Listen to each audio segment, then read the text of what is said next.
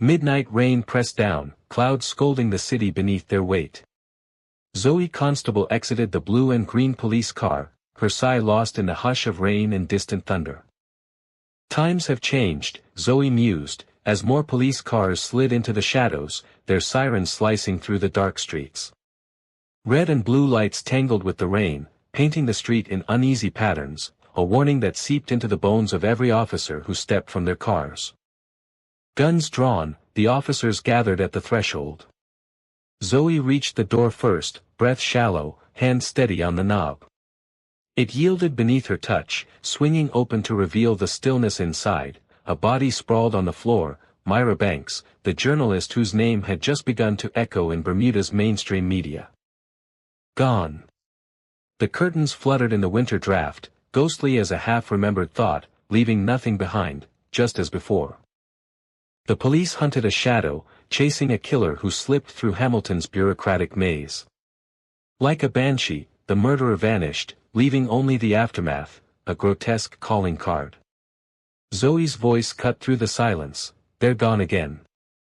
This killer is beyond psychotic, I think it's about that time." She took the white drape, covering the body, talent extinguished by a hand intent on erasing joy from New Year's Day. News of the murder raced through the city, panic blooming in its wake as armed officers swept in, their purpose singular: find the killer, end the nightmare. Pickford's men swore by federal motives and were heavily influenced by American policing. Zoe combed the room, eyes sharp for a stray hair, a torn thread, anything that could be spun into a face by the cold logic of artificial intelligence, piecing together a ghost from DNA. Nothing remained but the victim, who had called the police in panic when her shadow crept too close. This was no sudden act, it was a slow unraveling, stalked on morning runs, haunted during walks meant to clear the fog of writer's block. Always, a man with an angel's mask trailing her steps. That's what she told the dispatcher, 3 calls before silence. The first call came after she wandered deep into the brush, finding a clearing and a white wooden chair, abandoned by someone else's adventure. Myra closed her eyes, just for a moment, until the snap of twigs pulled her back. In the lazy starlight after Christmas, she glimpsed a figure, uncertain, fleeting, before it vanished into the dark. The police called it a prank, holiday nerves. She knew better. But Zoe knew better, she saw through the easy answers. Outside, beneath the window, something glinted, a broken file head, half buried in the grass. Had the killer used it to force the window? She slipped it into an evidence bag, her gloved fingers careful, mind racing, it's solid. Zoe, now inside the Hamilton police station, placed the file on a white table while the detectives gathered around and inspected it from a distance. It was the sole piece of substantial evidence that would provide a breakthrough for the case against the unknown killer that prowled amongst Bermuda's streets murdering innocent women in their 20s. Fear flickered in Zoe, quickly smothered by duty.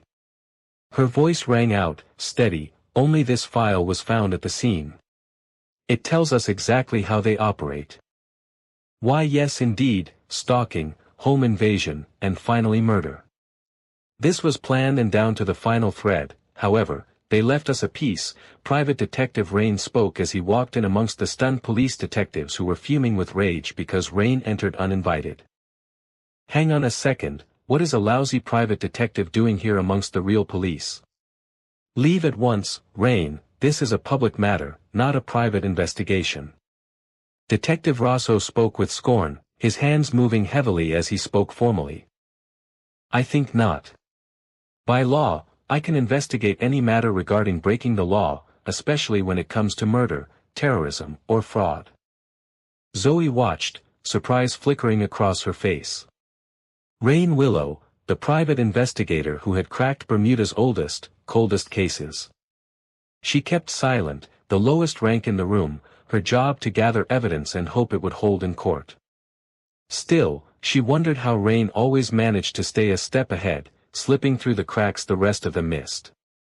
I can offer my team's help catching this menace, Rain said, voice smooth as glass.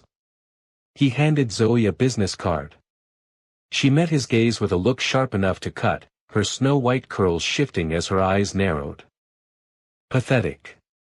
We will never work with you, Zoe thought while staring down the trench-coated man with a fedora over his voluminous brown curly hair that fell from the sides and back and rested like a light touch of a feather upon his cheeks. Skepticism was Zoe's armor on the front lines, where chaos simmered beneath the surface she longed to tame. Her fingers brushed the gun at her hip, a silent promise. Allies stood close, but she knew snakes slithered in the ranks, trading favors for the separatists, Pickford zealots, wielding autocracy to crush dissent and call it peace. Frightening and dashing, Rain could use a trim. The thought sent a shiver through Zoe, unsettling as the case itself. We end this tonight. Call the reserves. It's time to take Bermuda back, Detective Rosso declared, his words sparking cheers from the room, except Zoe. She knew what would follow, a citywide hunt, Pickford seizing the moment to tighten his grip, bureaucracy dissolving like a blue note fading in the dark. Zoe stepped outside, the wail of sirens chasing her into the night as cruisers tore through Bermuda's streets, setting up perimeters, trying to cage panic with firepower. She turned the business card over, another number, hidden, not matching the one on the front. Sly, he is, Zoe thought, thumbing the hidden number into her phone. It rang, each tone stretching the moment, until someone answered, while the sky bled indigo ink across a teal-black canvas of dusk. Smoke rose from the air in wispy, whitish-gray thin streams as ash burned cold like Rain's vendetta for justice against immoral criminality. He hoped she would notice his number on the back of the card. The sly devil he was, Rain flicked his cigarette into the harbor, it hissed, echoing the stray cat that watched him from the shadows before darting into an alley, an omen slipping away. Rain Willow speaking. I'm busy right now, but I'll be with you by sunrise. Hello. I got your number. What do you want? Zoe asked, pressing her foot against the wall. She scanned the shadows, nerves prickling, hoping no eyes watched from the moonlit dark. Hello, Zoe Constable. Meet me at the flagpole. I have a proposition, Rain said, voice low. His hand closed around the evidence in his pocket, a secret waiting to shatter the silence of cold cases.